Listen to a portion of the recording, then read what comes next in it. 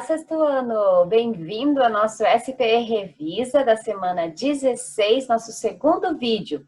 Hoje nós vamos revisar nosso volume 1 de língua portuguesa, só que vamos ver os capítulos 2 e 3. Pegue seu livro, seu lápis e vamos começar.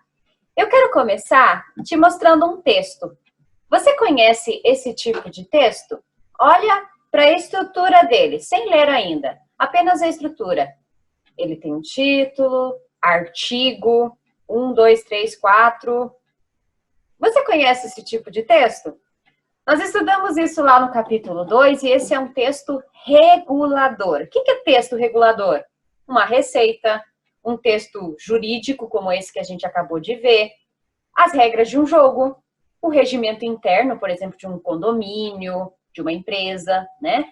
Texto regulador é aquele que determina regras e comportamentos, indicando ações que se espera que o leitor realize. Né? Essas ações são geralmente expressadas através de verbos que indicam conselho, ordem ou apelo. E esse tipo de verbo a gente chama de imperativo. Vamos começar olhando aquele texto que eu te mostrei? Capítulo 4, do direito à educação, à cultura, ao esporte e ao lazer. Artigo 53, a criança e o adolescente têm direito à educação visando ao pleno desenvolvimento da sua pessoa, preparo para o exercício da cidadania e qualificação para o trabalho, assegurando-lhes 1. Igualdade de condições para acesso e permanência na escola, 2. Direito de ser respeitado por seus educadores, 3. Direito de contestar critérios avaliativos, podendo recorrer às instâncias escolares superiores, 4. Direito à organização e participação em entidades estudantis, e 5, acesso à escola pública e gratuita próxima à sua residência. Parágrafo único, é direito dos pais ou dos responsáveis ter ciência do progresso pedagógico, bem como participar da definição das propostas educacionais. Artigo 54, é dever do Estado assegurar à criança e ao adolescente 1. Ensino fundamental, obrigatório e gratuito, inclusive para os que a ele não tiveram acesso na idade própria. 2. Progressiva extensão da obrigatoriedade e gratuidade ao ensino médio. 3. Atendimento educacional especializado aos portadores de deficiência, preferencialmente na rede regular de ensino. Artigo 55. Os pais ou responsável têm a obrigação de matricular seus filhos ou pupilos na rede regular de ensino. Esse texto está no Estatuto da Criança e do Adolescente e você tem aí o site disponível. Vamos pensar em 3 questões sobre esse texto. O Estatuto da Criança e do Adolescente é um texto regulador? Sim, ele indica as normas em relação aos procedimentos que envolvem crianças e adolescentes brasileiros. Segundo o trecho do Estatuto da Criança e do Adolescente transcrito, que a gente acabou de ler, quais são os deveres do Estado, ou seja, do governo, em relação à educação? O dever do Estado é garantir ensino fundamental obrigatório e gratuito, estender esse direito ao ensino médio, assim como atendimento educacional especializado aos portadores de deficiência, de preferência na rede regular de ensino. Os pais têm a liberdade de matricular ou não seus filhos na escola? Essa afirmação está de acordo com o Estatuto de Criança e do Adolescente? Os pais são obrigados a matricular seus filhos na escola, como está no artigo 55 do Estatuto da Criança e do Adolescente que a gente acabou de ler. Vamos ver mais um pouquinho sobre isso? Página 27 e 28, você conheceu este texto regulador que se chama Carta da Terra para as Crianças. Você, inclusive, colocou algumas figuras que estavam faltando no lugar, né? Conheça e proteja as pessoas, animais e plantas, sempre respeite as 3 coisas, utilize com cuidado o que a natureza oferece, a água, a terra e ar, mantenha limpo o lugar onde você vive, aprenda mais sobre o lugar que você vive. Todo mundo deve ter o que necessita para viver, não deve existir miséria. E aí você tem todos os detalhes de cada uma dessas regras para ler. Vamos pensar um pouquinho sobre a questão 2, que está na página 29. A Carta da Terra para Crianças apresenta princípios a serem seguidos para garantir cuidados com o ambiente. A palavra princípios pode ter mais de um significado. Assinale aqueles que indicam o mesmo sentido dessa palavra relacionado ao fragmento que você leu. Vamos lá. O primeiro momento de algo, isto é, um começo, início. Aquilo que se recomenda praticar. Algo que acontecerá com toda certeza.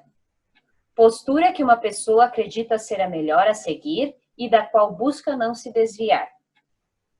qual é o significado da palavra princípios, ou quais são os significados da palavra princípio, que indicam o mesmo sentido da palavra que a gente se relacionou ao fragmento que acabamos de ler. Primeiro momento, o início, aquilo que se recomenda praticar. E uma postura que acreditamos ser a melhor a seguir. Agora vamos reler o primeiro princípio. Conheça e proteja as pessoas, animais ou plantas. Tenha respeito pelo modo como as plantas, animais e pessoas vivem, mesmo que lhe pareça estranho ou diferente. Peça que todos tenham proteção. Lute contra a matança indiscriminada de animais, cuide das plantas. O que é em comum entre pessoas, animais e plantas e que deve ser protegido? Deve ser protegido é a vida. Todos são seres vivos. A palavra todos retoma uma informação que já foi dada no texto e evita que seja repetida. Qual é a palavra esse vocábulo retoma? Pessoas, animais e planta. Juntamos todos em uma palavra só. O princípio orienta o leitor a se opor à matança indiscriminada de animais. Explique com suas palavras o significado dessa palavra nesse trecho. Se precisasse, você pode consultar o dicionário. Matar grande número de animais com crueldade e sem controle. Essa é a explicação da palavra matança indiscriminada. Da expressão matança indiscriminada é matar sem controle um grande número de animais, com muita crueldade. No trecho, que palavras nomeiam os seres que devem ser protegidos? As palavras pessoas, animais e plantas. Agora a gente vai parar aqui, porque no capítulo 2 nós falamos desse tipo de palavras. Essas palavras são substantivos, né? Palavras que você indicou na sua resposta pertencem a um grupo que tem a função de identificar e dar o nome aos seres, né? Sentimentos, objetos. Todas as palavras cuja função é a de nomear fazem parte dos substantivos. Então vamos falar deles. Vamos lembrar dos substantivos? Classe gramatical que nomeia seres reais ou imaginários, pessoas, lugares, sentimentos, estados, qualidades e ações. Nós temos alguns tipos de substantivos. Nós temos substantivos comuns, que indicam um nome comum a todos os seres da mesma espécie, então criança, país, cidade, animal. Temos os substantivos próprios, que nomeiam seres particulares de uma determinada espécie, e esses devem iniciar com a letra maiúscula. Então, se eu falar de cidade, é comum, mas quando eu falo Curitiba, São Paulo, Rio de Janeiro, aí eu coloco a letra maiúscula, porque é um nome específico. Ana Cláudia, uma pessoa, Brasil, um país, América do Norte. Então, sempre substantivos próprios com letra maiúscula. Temos também substantivos simples. São os nomes que apresentam apenas um elemento, um radical, uma palavra. Sol, livro, casa, uma palavra. Temos os compostos, que são formados por dois ou mais elementos, ou seja, dois ou mais palavras. Podem estar na mesma palavra, mas tem duas partes, ou pode estar separado por hífen. Então, temos, por exemplo, girassol. Tenho de gira, de girar, e sol, que formam uma palavra girassol, é composto. Tenho porta-retrato, guarda-chuva. São duas partes que formam uma só.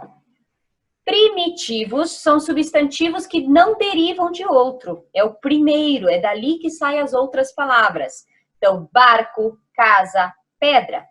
E os derivados são os que saíram dos primitivos. Então, barco pode formar barcaça, barquinho, casa, casona, casinha, casebre, pedra, pedreira, pedrinha, pedrão. Então, eu posso formar outras a partir da palavra primitiva.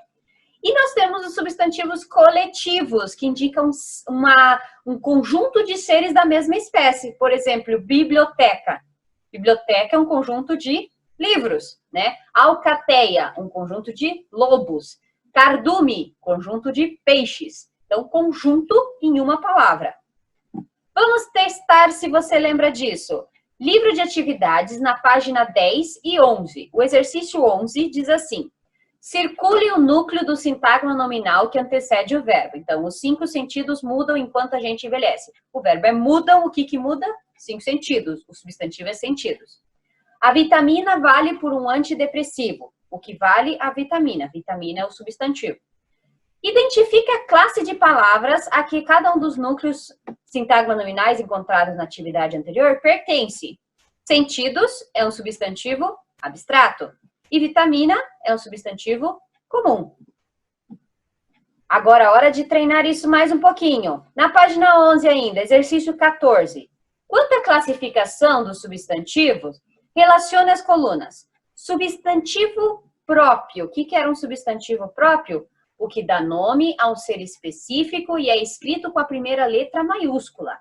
Substantivo comum, dá nome a seres da mesma espécie. Substantivo simples é formado por apenas uma palavra. Substantivo composto é formado por mais de uma palavra. Substantivo primitivo não é formado a partir de outro substantivo. Substantivo derivado é formado a partir de outra palavra. Certo? Foi fácil?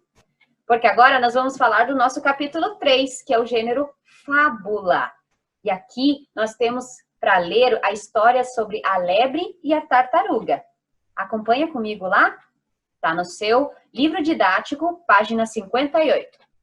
A lebre vivia a se gabar de que era a mais veloz de todos os animais, até um dia em que encontrou a tartaruga. Eu tenho certeza de que se apostarmos uma corrida, serei a vencedora, desafiou a tartaruga. A lebre caiu na gargalhada. Uma corrida? Eu e você? Essa é boa. Por acaso você está com medo de perder? Perguntou a tartaruga. É mais fácil um leão cacarejar do que eu perder uma corrida para você, respondeu a lebre. No dia seguinte, a raposa foi escolhida para ser a juíza da prova.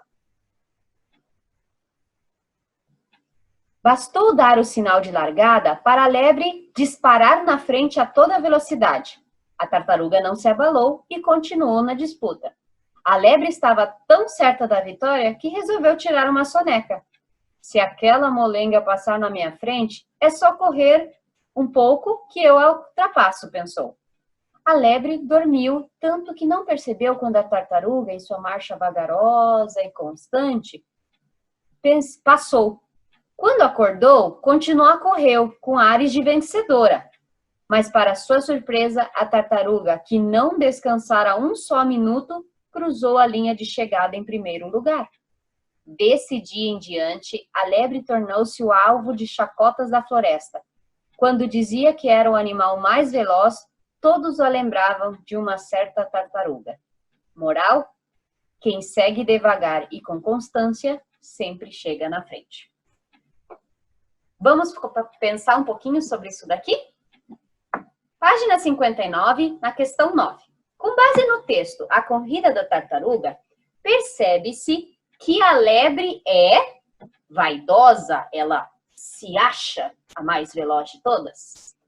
A leitura da fábula A Lebre e a Tartaruga permite concluir que a tartaruga sabia que a lebre se descuidaria da corrida por ser vaidosa, né? Já que a lebre era rápida, para a tartaruga desafiar ela conhecia o estilo da lebre. Questão 11. No texto A Corrida da Tartaruga, lemos esta frase: finalmente é dada a partida, mas a lebre nem sai do lugar. Sublinhe no texto, ache no texto a frase e sublinhe. Por que essa frase começa com finalmente? Porque ela remete ao trecho que contém informação de que a tartaruga mora longe do local do início da corrida. Como é vagarosa, conclui-se que esse é o motivo da demora. O sentido da frase não permaneceria o mesmo se o fabulista tivesse escrito finalmente é dada lá a partida, mas a lebre não sai do lugar.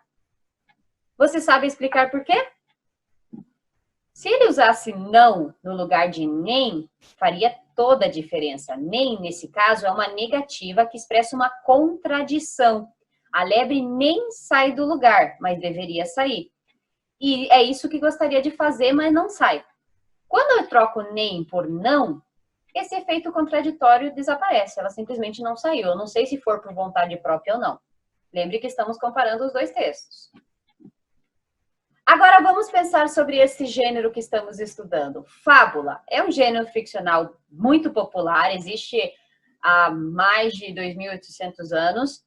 Eram narrativas orais, né? Não se sabe ao certo quem as criou, tem várias opções aí, várias opiniões. Sempre são textos curtos, Os personagens são quase sempre animais, mas que apresentam características de humanos, pensamentos humanos, né? Sempre tem um ensinamento, uma moral e uma crítica ao comportamento humano, né? O narrador da fábula é sempre um observador, nunca é integrante da história. O tempo verbal predominante é o pretérito perfeito, no passado, e a narrativa sempre tem uma estrutura, a situação inicial, o obstáculo, a tentativa de solução, o resultado final e a moral da história. Agora, comparando os dois textos que você já tinha lido, né, A Corrida da Tartaruga, e esse texto que a gente acabou de ler, A Lebre e a Tartaruga, elas são versões da mesma fábula. Esses dois textos apresentam diferenças e semelhanças. Vamos completar o quadro comparando a narrativa. Vamos lá. Personagens da fábula. Na Corrida da Tartaruga, temos uma tartaruga e uma lebre. Na A Lebre e a Tartaruga, temos uma tartaruga, uma lebre e a raposa, que é a juíza. Característica mais marcante dos personagens principais. Na primeira, temos a tartaruga, que é muito educada, e a lebre, que é muito vaidosa. No segundo texto, uma tartaruga mais confiante, que desafia, e uma lebre arrogante, que se acha. O cenário onde ocorrem as ações. Na primeira, ocorre na mata, e na segunda, em uma floresta. Dois textos que saem da mesma fábula, são versões da mesma fábula.